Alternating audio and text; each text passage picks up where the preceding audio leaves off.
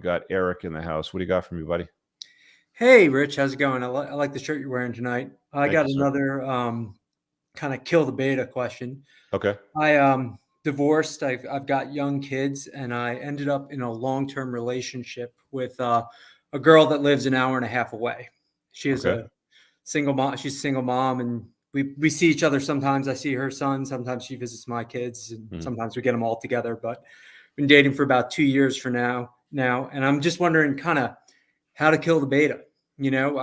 I've had these like urges that I want to progress the relationship forward into something more. Mm-hmm. And with the distance, I just don't think that's going to happen.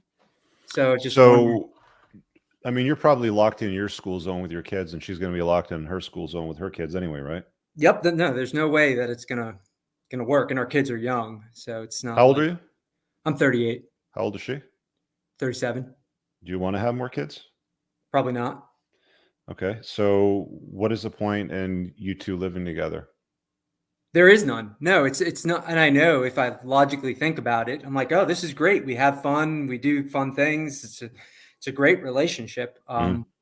Question is how, I get every once in a while, I'll get into these kind of trains where I'm like, well, this relationship's not progressing. And I'm like, where does it need to progress to? I mean, is there really? Yeah, that's just, again, that's plugging in. That's just plugging back into the matrix and, believing all the societal lies and narratives like, okay, well, you start dating and then you like each other. And then when it comes to single, parents that have kids, then they start thinking, okay, well, then the next step is let's introduce you to my kids and then we'll go out with your kids sort of thing. And then maybe we'll take a vacation together and see how they get along. And then you start thinking, okay, should we maybe get a place together, maybe halfway between where we live right now? And you start cooking up all this bullshit. Ask me how I know. I dated a single mom, right? So what's wrong with the scenario that you're in? Absolutely nothing. It's actually a pretty good scenario to be in because you don't have to combine your lives. I mean, you've got a pretty good reason to maintain your household. She stays at hers. You date. You have your fun. You don't want to have any more kids anyway. So what's the point in moving in together? Like, do you want to raise some other dude's kids? She's not going to want to raise, some other woman's kids. She's going to want authority over them, but she's not going to want any kind of responsibility to them. Did you read my book? I talk about those details about dating a single mom. Yeah. I was dating her before I read your book. Yeah. But how did that hit you, by the way? Like when you went through that chapter about, the truth about dating single moms? Yeah, it was just, you hit even what you're talking about right now, just hits the nail right on the head. I mean, it's exactly on point. Eric, I had a conversation with my lawyer a couple of years ago. We had lunch and, we're shooting the shit. And like in Toronto, we've got the East End and the West End, and he lives in one of the ends. And, he was saying that his girlfriend lives in the other end. And I said to him, so what do you think life's going to look like for you going forward? And I've just resigned myself to the fact that I'm going to be a lifelong bachelor. He goes, I've seen enough and I've done enough. He goes, I'm not having any more kids. I'm too old for that.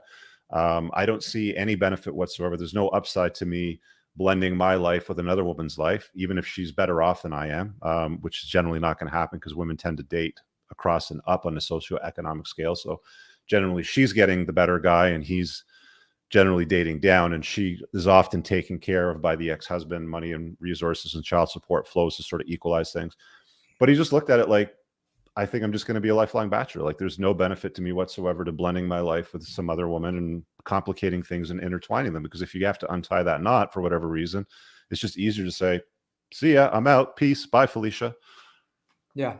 No, I guess the challenge is I grew up in a household. My parents are very much in love still. And, they're in their mid 70s and enjoying life together. And, I that's my model for a marriage. And, I'm just in a different place right now. And, yeah. Like, look, man, like how long ago did you get divorced? 3 years ago. How old are your kids? 8 and 7. Yeah. Focus on your kids, man, because like you've got maybe till they're 12-ish, before they start not being that interested in you. Right now, they're like, that's a great age that they're your best buds. You can do stuff with them on a regular basis. Don't put a lot of focus on women or dating or anything to do with your kids. Like invest your time and resources in what matters. And that's in your own lineage, not some other dude's lineage. Take care of that. Like see how everything sits with you over that time. And if you want to change anything in the future, at least do it from an informed position where it's like, you know, you really know what this chick's made of, you know, sort of thing. How long you been dating her? Like 2 years. She have any red flags from my red flag chapter? Besides single mom, not really. Okay. Well, I mean, I talked about the one condition in the single mom chapter where I said it might make sense. Is that something that would apply to you? I mean, she has a younger son, so it does, and I have a daughter, so it somewhat applies. Yeah, but that's a risk factor, though. Yeah, that's what I'm saying. It's a risk factor. Yeah. Yeah.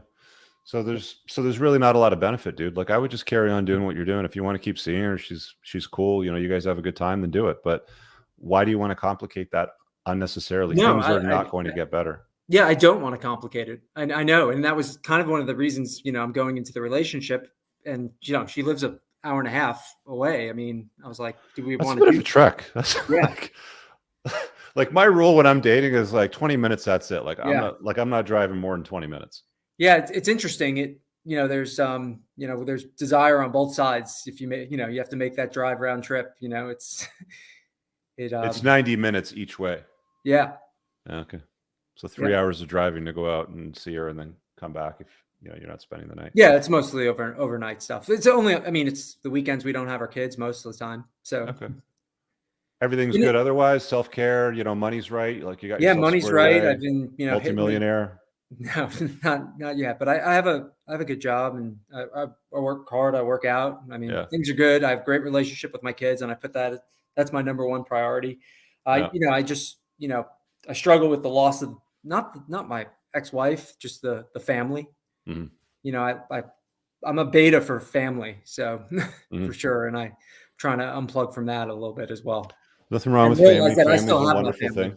Yeah, there's nothing wrong with family. Family's a wonderful thing, but it's not the end all be all. Is what I'm saying. Yeah. Look, I get it, but I mean, like, even if you were to replace your ex-wife with the new girlfriend, you fully know that it's not even going to be close. And on a balance of probabilities, the chances of things ending up the way that your marriage ended up are more likely than things going very well. Yeah. Right. So it's like girlfriends over wives for sure. Girlfriends are better than wives. So why would you want to turn a girlfriend into a wife, basically? Because as soon as you live together, that's the way the government views things. Yeah. Yeah. Well, I appreciate it, Rich. All right, man.